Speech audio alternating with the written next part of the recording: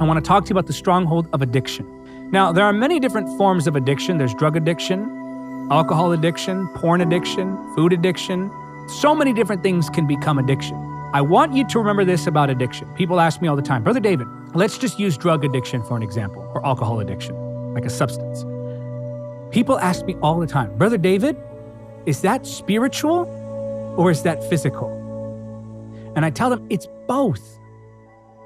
All addictions have some form of demonic influence. How can they not? Think about what an addiction does. It destroys someone who carries the image of God. Every addiction that is destructive to the life of someone who bears the image of God has some element of demonic influence in it.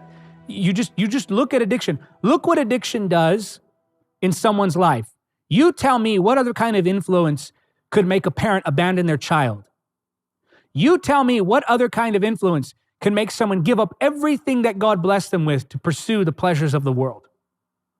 There is demonic influence in all forms of addiction, period. Now, don't confuse demonic deception for other forms of demonic attack. And I want to show you how this works, okay, in just a moment. So, it's partly demonic, it's partly the sin nature, and then it's partly physiological. Now, when I say that an addiction is partly demonic, people who don't believe in the supernatural say, oh, you're crazy.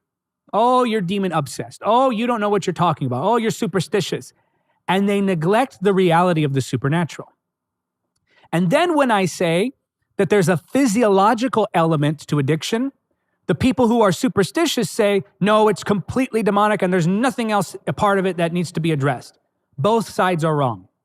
An addiction is demonic in nature, it's fleshly in nature, and it's physiological in nature. Now, when I say fleshly, I'm using that term as it pertains to the sin nature. And that word you have to watch because sometimes when the word flesh is used, it's talking about the sin nature, and other times when the word flesh is used, it's talking about the physical body. So context will give the meaning to that particular word.